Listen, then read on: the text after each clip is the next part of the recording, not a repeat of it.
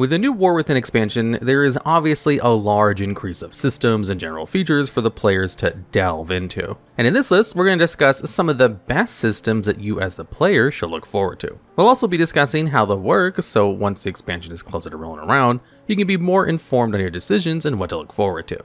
To begin the list, we have the Silhouette when Obscured option. While on paper this may sound a bit generic or boring, this small checkbox can become an absolute game changer for the average War Within gamer. Essentially what this button does is when applied, your character will receive a much larger and more visible silhouette when standing in foliage and environment, details that otherwise would hide your character amongst it. This typically occurs now in large bushes, sometimes a boss's mechanics, or maybe just a random tree branch while you're flying throughout a zone. It basically just makes your character take priority over the environment. It makes you more visible at the cost of making you look a bit stranger, because you're basically just popping through a bush and almost look like you're floating.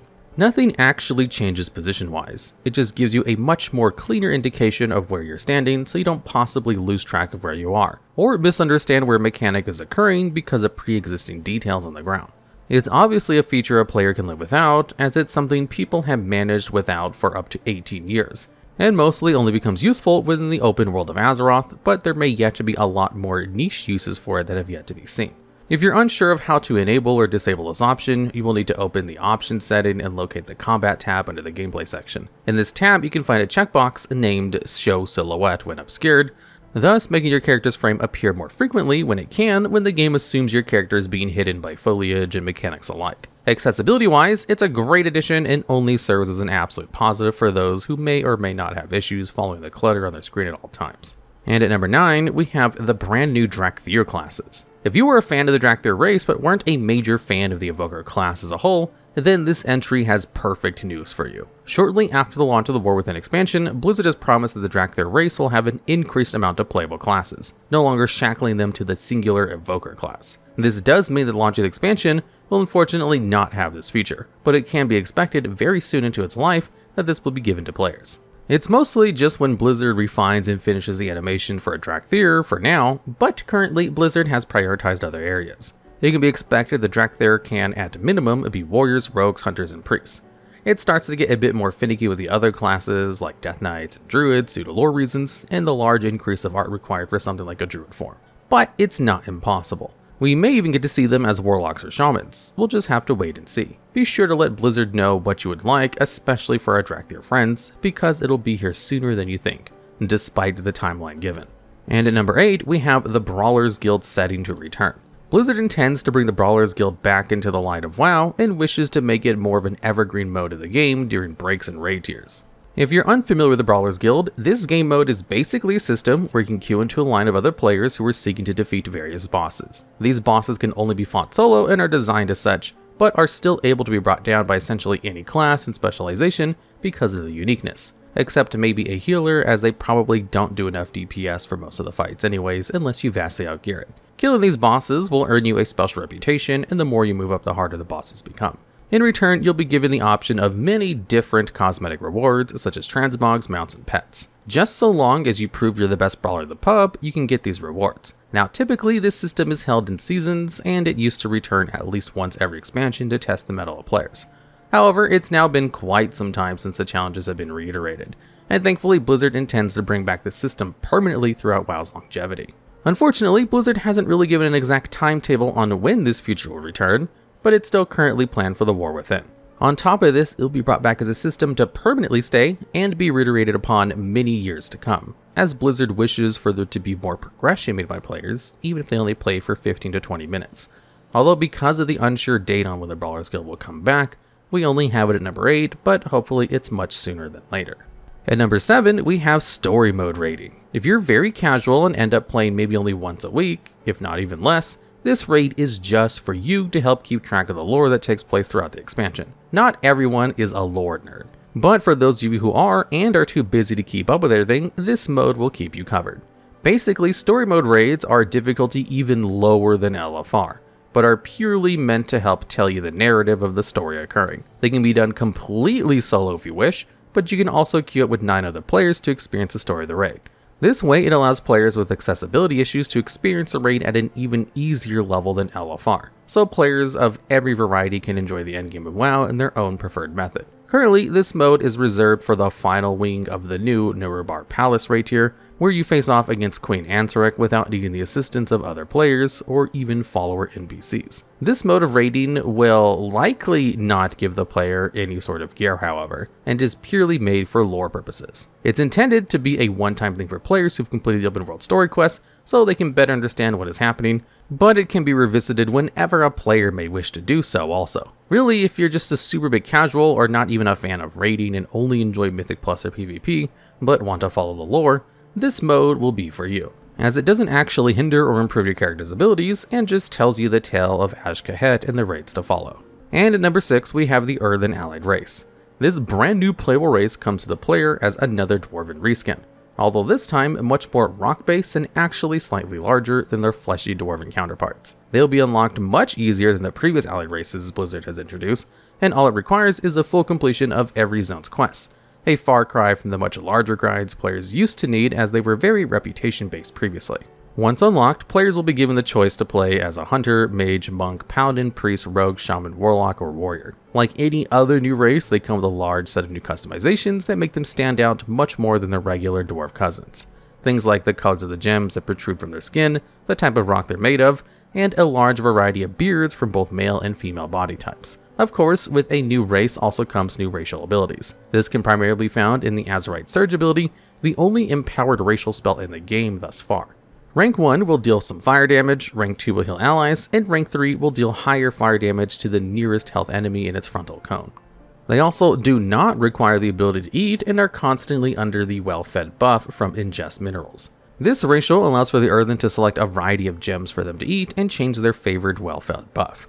Amber will provide stamina, Emerald is haste, Onyx equals mastery, Ruby is critical strike, and Sapphire is versatility. They also have 10% more base armor for all items they wear, simply meaning that everything gives you armor on your equipment will be increased by 10%, allowing you to take more physical damage from sources from content in the game.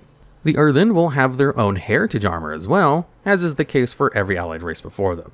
They actually have 4 recolors of the set in total, and presumably each of these will be obtained for simply getting an Earthen character to level 50. And finally, perhaps the most important part of this race, is that they are a completely neutral race like the Pandaren or Dracthyr.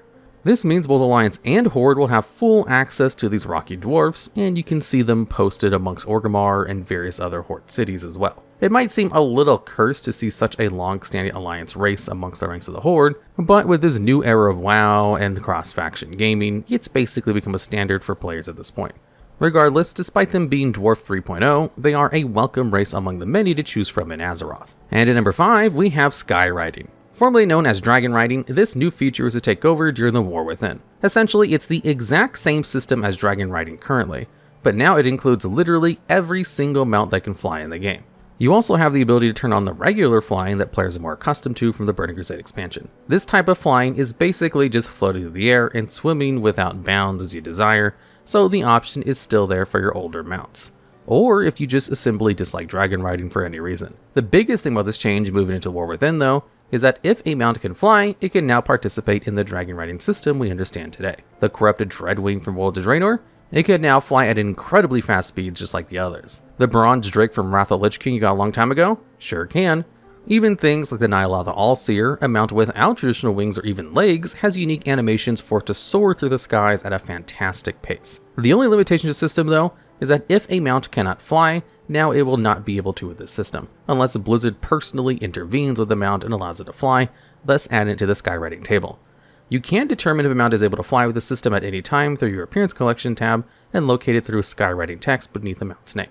So no longer do you need to only use the mounts given to you during the Dragonflight expansion, you can use virtually anything with the wings. If you did enjoy the mounts given to you during the Dragonflight expansion though, don't worry, they aren't going anywhere, and you can still be able to enjoy the many manuscripts attached to their customizations and style them to your heart's content. If you were a fan of Dragon Riding before, then this change for the War Within is nothing but a positive for you, no matter the kind of collector you are, so we're here at number 5. And at number 4, we have the Mythic Plus Affix change.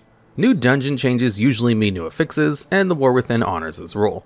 War Within also continues the new normal, heroic, and base mythic changes that were given to players during Season 4 of Dragonflight. Essentially, a heroic dungeon is tuned to be what would feel like a mythic 0 dungeon, and a base Mythic dungeon will feel like a +10 dungeon. Heroic will remain a queuable experience and will even now let you queue into the dungeon in the current season rotation. This means that dungeons like Grim Patrol and Mist of Tyr and Scythe can be queued for in the LFG tool, so a player can familiarize themselves with the dungeon when they reach it on the Mythic Keystone difficulty. This is the same for base Mythic, but you can't queue into it and could run Grim Patrol on the base Mythic difficulty to learn even more, just without the pressure of a timer or the inability to swap talents and specializations. Once you bridge these gaps and reach the Mythic Keystone difficulties again, you will start to see affixes pop up in your dungeon like players have learned throughout the years. Although the biggest thing to note from this entry is actually the removal of certain affixes from the rotation. These include Afflicted, Incorporeal, Entangling, Storming, and Volcanic from the level 4 affix table. For the level 7, Bolstering, Raging, Sanguine, Bursting, and Spiteful are being retired entirely until further notice. However, with their removal, Blizzard has shifted to a new goal in affixes, and these come in the form of Xal'atath's Bargain, Ascendant, Frenzied, Challenger's Peril, and Xal'atath's Guile. These affixes are called passive affixes by Blizzard and are tended to occur throughout the entire dungeon on enemies, buffing them in the process, but also buffing your party if you're strategic.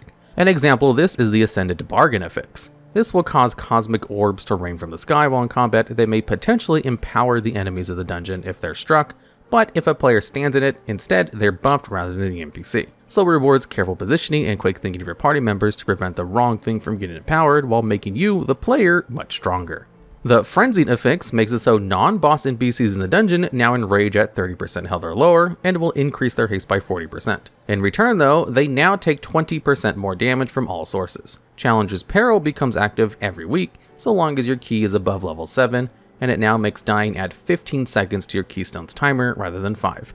So here you have to be much more careful with your routing and pulls at the cost of no other affix, like Bolstering, existing anymore, which shouldn't be too hard hopefully. It is their goal that these affixes are actually a buff to the group, offering unique advantages to the group that any class could benefit off of or counter. However, one of the biggest changes is if you get your Keystone to level 12 and above, Xal'atath will instead revoke her Bargain affixes and replace them with a static buff to boss of the dungeon. Instead, now they get a base 20% health and damage increase permanently. Hopefully it's nothing too harsh on the character and instead feels neutral like they intended. Regardless, the removal of certain affixes like Incorporeal and Spiteful are the biggest plus in this entry, and players can look forward to a lot less crowd control management and cluster on the screens in the process, shifting an easier source of challenge in the boss and trash mobs themselves. And at number 3, we have Delves.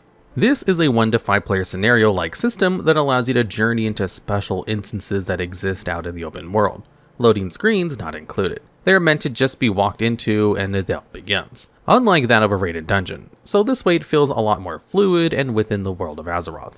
They obviously scale with your group size, but are intended to be a new type of endgame for more casual players to approach. Delves will tell a miniature story as you venture into them, as you defeat bosses and trash mobs alike, and to compensate you for your efforts, you're given a gear equivalent to that of Mythic Plus. You will sometimes have to solve puzzles and platform yourself into unique areas in order to reach your goal. They also are part of the Great Vault system in place of PvP now, offering a true endgame to players who prefer world contents instead of dungeons and raids. To ensure it's not just super easy brain-dead content, Delves have been designed to have a sort of a layer system to them. The higher you go, the higher it gets, but the better rewards and up to heroic rating level. Since this system can also be done completely alone, you're given a seasonal traveling companion that will perform a chosen role for you, like healing or tanking, to make your experience that much smoother. You will also progressively unlock new abilities and gear for them as well, and for the beginning of War Within comes in the form of Brand Bronzebeard. These instances cannot be queued, but located in the open world in a similar way you would gather a party to enter a Mythic raid dungeon. Though, of course, a big part of WoW endgames are the cosmetics, letting you various unique helmets and other transmogs for completing delves that you otherwise wouldn't get from Mythic Plus or raiding. Perhaps the biggest thing is the Delver's Dirigible, a flying airship mount that can be customized to great effects like that of the dragon riding mounts in Dragonflight. Completing the delves will help upgrade this mount, allowing almost endless possibilities in your choice of look. It was mentioned earlier that completing these delves also completed slots in the Great Vault system, replacing PvP. But don't worry PvPers, you guys aren't getting screwed over. You're getting a flat increase to all conquest gains in PvP content that awards it, allowing for much less RNG when it comes to gearing your character for PvP content and not hoping a weapon will appear the first week of a Great Vault instead. So even PvPers have a reason to look forward to delves. If you enjoy WoW as a solo player but never really had the opportunity to push content because of it, delves will be your go-to. And at number 2, we have hero talents. These are one of the main selling points of the War Within and are intended to be the new evergreen talent system for when an expansion has met its end. This is because Blizzard has learned that just adding new talents at the bottom of a class tree just makes it a balancing nightmare, and gives the players themselves too many buttons to actually play the game in an intended manner. So with this in mind, hero talents are automatically given to players as they level up in the War Within, separated from the regular class tree, and are mostly passive effects. These talents are created with a great deal of class fantasy in mind, and usually lean an aesthetic of the class heavily into a mixture of two specializations at once.